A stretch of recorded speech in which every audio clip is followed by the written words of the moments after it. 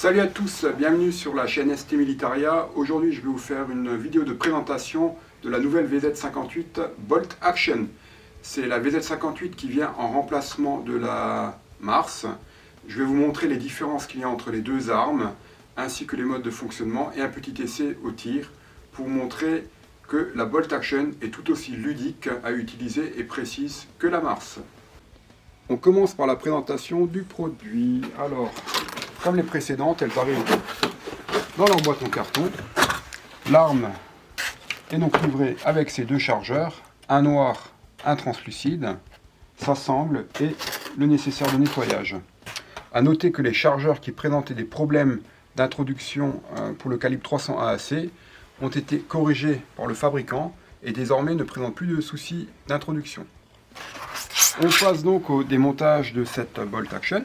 Donc, on commence comme pour les précédentes et avant tout démontage d'armes, qu'on applique les 4 règles de sécurité ACDC. Donc la numéro 1, une arme étant toujours considérée comme chargée, je vérifie que mon arme elle soit claire et qu'il n'y ait pas de cartouche à l'intérieur. Ce qui est le cas ici. Ok. Je percute. Alors toujours important, il faut percuter afin de pouvoir enlever le capot. Si vous ne percutez pas, vous n'arriverez pas à enlever le cache-culasse, le couvre-culasse. Donc j'appuie sur la goupille, je la tire vers la droite, j'appuie sur mon capot, je le retire, je retire mon transporteur avec ma culasse et mon arme est démontée. À présent, regardons ce qui diffère de la Bolt par rapport à la Mars. Alors comme vous l'aurez noté, il n'y a plus le trou de piston. Celui-ci n'existe pas sur la version Bolt. Le mécanisme interne de l'arme, le groupe de détente, est identique, sauf qu'il y a deux pièces en moins qui permettaient avant la rétention de la culasse après chaque tir en arrière, ce qui n'est plus le cas de la Bolt. Donc ici, après chaque action du doigt sur la queue de détente, il y a départ d'un coup de feu.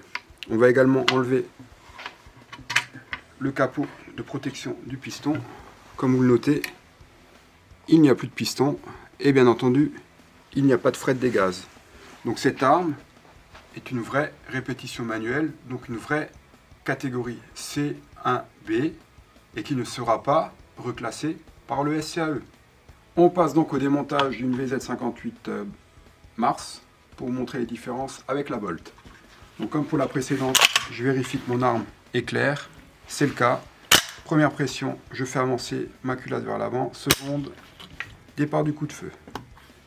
J'appuie sur ma goupille comme précédemment, j'enlève le couvre-culasse, j'enlève le transporteur et la culasse. Et donc nous avons accès à la partie interne. Donc cette partie-là est différente de la précédente, donc de la Bolt. Et on peut noter ici la présence du trou pour le passage du piston. Donc on va passer à la partie pratique. On va faire un essai de tir avec la Mars et ensuite avec la Bolt Action. Et on verra les différences en termes de rapidité et de précision.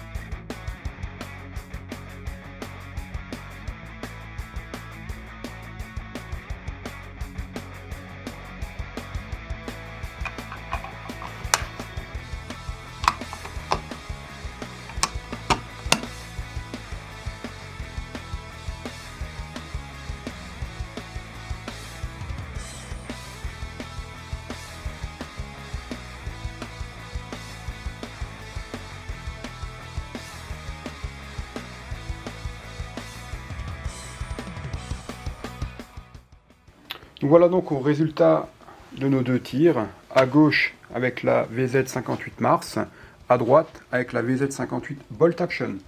Nous avons utilisé pour cet essai 5 cartouches de la marque Sako FMJ en 50 grains. On voit donc que sur le tir avec la Mars, sur les 5 tirs, l'écart moyen est de 65 par 40 mm. Pour le même essai avec la Bolt, l'écart moyen est de 35 par 23. Donc beaucoup plus resserré avec la Bolt, ce qui est tout à fait normal. Il n'y a pas d'action parasite comme avec la Mars. Pour beaucoup de tireurs, le fait de devoir appuyer 2 fois sur la détente peut provoquer un coup de doigt et en cible, donc ces écarts qui s'expliquent ainsi. Donc en conclusion de cet essai que nous venons de faire avec la Mars et la Bolt, vous avez pu constater qu'en termes de rapidité de tir, elles sont quasiment équivalentes l'une à l'autre. En termes de précision par contre, on voit clairement que c'est la Bolt Action qui l'emporte. On pourrait faire des essais un peu plus longs. C'était un essai un peu court, mais on a eu de nombreuses demandes de présentation de cette nouvelle carabine. Sachez également que celle-ci est une répétition manuelle native, donc elle sort directement modifiée de l'usine, enfin fabriquée en tant que telle. Donc celle-ci, le SCAE, elle est bien confirmée en catégorie C1B et elle n'est pas prévue de changer. Sinon, c'est tout le classement des armes en répétition manuelle qu'il faudrait revoir. Voilà. Sachez également, je ne sais pas si je vous l'ai déjà dit, qu'elles sont garanties 5 ans. Et toutes les armes sont actuellement en stock.